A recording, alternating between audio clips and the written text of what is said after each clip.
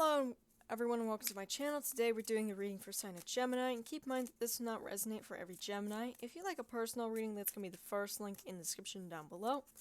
Repeat that, first link in the description down below for a personal reading. You also find my Etsy shop, my shirt store, and my website, different social media platforms I'm on, as well as Patreon and Ko-Fi. Go support me on Ko-Fi, help me reach the next level so we can get another new deck. If you'd like to make a donation, feel free to do so. I do appreciate donations here. So, Gemini. Let's see what Spirit has in store for yourself. Was a message for you.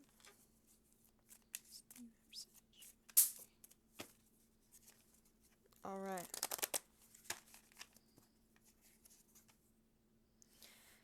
Number 6 with Geb, Nut, and Shu. So we have 3 beings here. We have the Earth God, Geb. We have the Night Goddess, right? Nut. And then we have the Air God, Shu. Number 5 with Kiki. And for your last card, number 2 with Shen-Er. I have no idea what this card means, this last one right here. So let's have a look at your deities to learn more about them.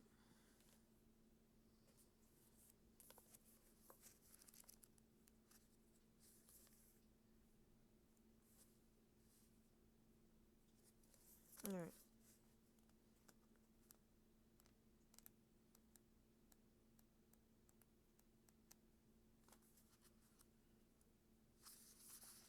Number 5. This is Kikui and Kikuit are known under the mystical name of obscurity. They are the male and female powers of darkness that contain the fire of Hehuit and Hehuit. Here, like a distillation from the depths of darkness, light is created. There is no light without darkness. One cannot exist without the other. The hieroglyphic name is written with the repetition of the sound Ke, which means obscurity. Ke is also in the form of a container. This container does not have the quality of the vases of Nut, which are designed to hold something for a long period of time. Rather, the bowl or cup Kekui holds a liquid to be drunk or used immediately.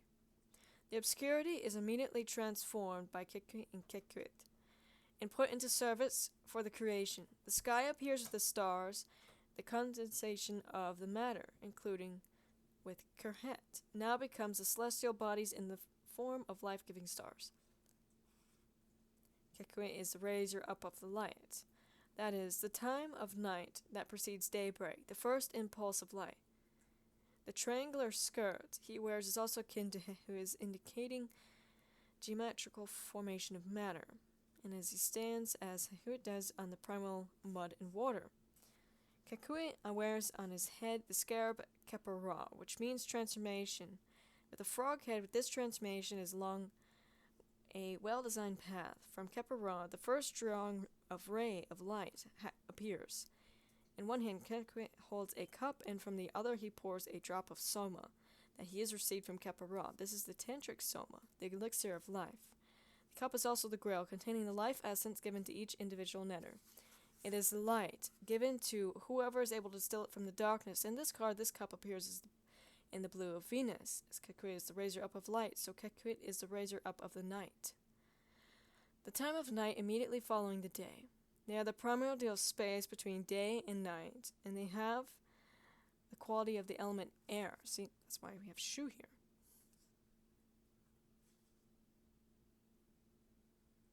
The number 5 is the number of Kekui, and 5 is quintessence, the principles, or it's not the principles, says the priceless and potent distillation, the alembic of experience. The 5-sided pentacle is the number of humanity. Immediate transformation of a situation. Light is shed on a perplexing problem. The end of obscurity. All right, look at that. You're having immediate transformation of what you're dealing with here, Gemini, and there's being light shed on what you're dealing with. You understand? That is what this being here is showing you.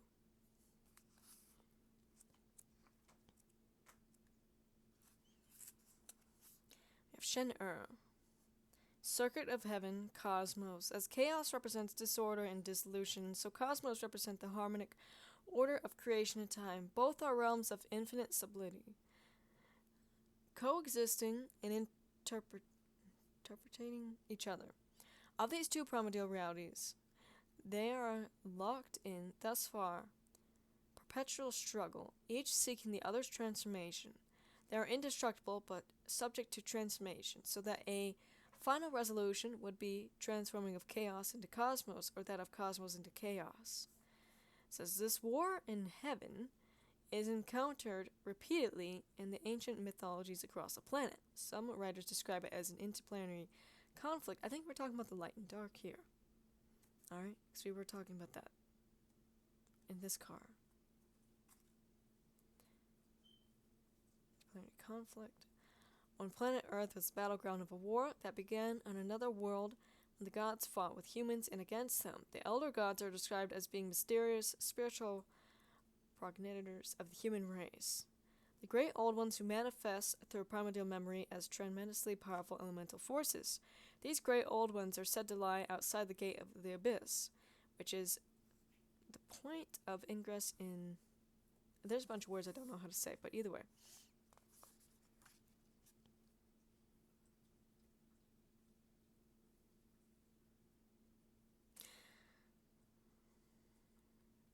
It says this card,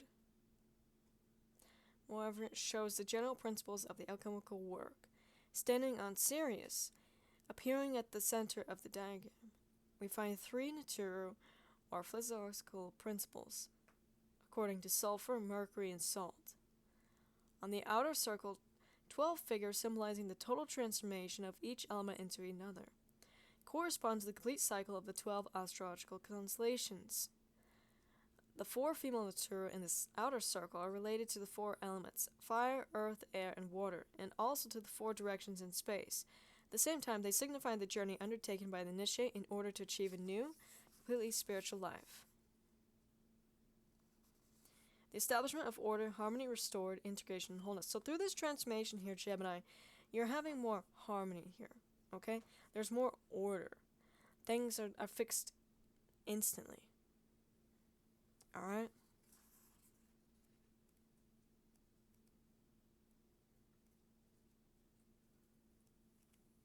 Let's find the last card in this book. This book's a little weird.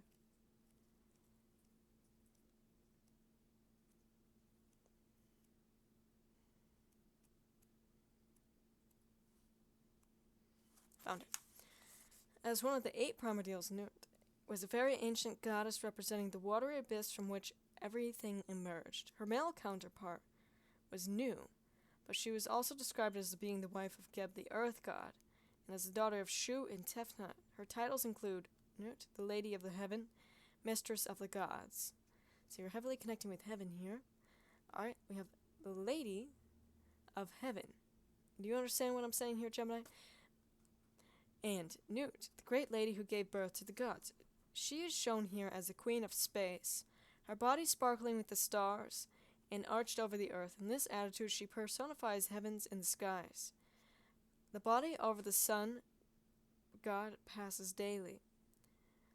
Her arms and legs form 4 pillars on which the sky was believed to rest, and which mark the directions of the cardinal points. Shu stands between Nut and Geb, separating earth from the heavens.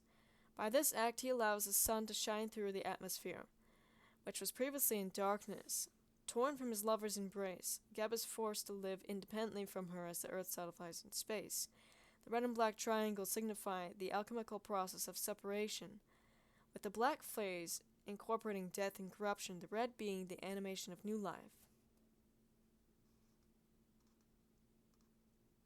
It says, Thou shalt separate the earth from the fire, the subtle from the dense, gently and with great ingenuity. It rises from earth to heaven, and again descends into earth, and receives the strength of things above and below.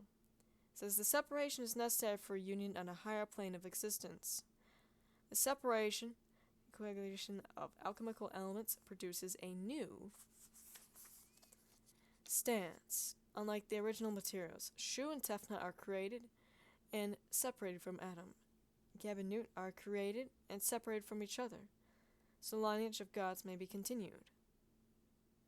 Their own offsprings are Aset, Asur, Seth, Heru, and Neptet, who complete the family of the sun. It says separation necessary for independent action. Maybe there's some sort of separation here, but it's like that's it's causing some sort of transformation. So, like, order can be restored in your life. Harmony can be restored in your life. Heavens are opening up light in your life. Here, you understand, Gemini? So I feel like that's the purpose. You understand? It's very strange. Anyways, those are the gods you're connecting with. So let's get some runes, some charms for yourself.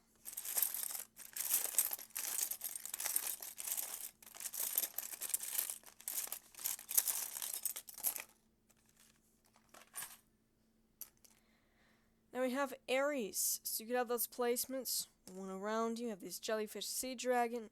Now the jellyfish represents Reiki healing. We have the sun and moon beetle, which represents a state of balance. Sun and the moon here, connected with both. We have a big breakthrough happening. There's a spiritual initiation. Alright, Gemini. So, that's all I have for you. And like I said, first link in the description down below for personal reading. Also go on my Etsy shop. Go on there, go buy something. Really appreciate that. If you want to see more content, don't forget to subscribe. Bye, guys.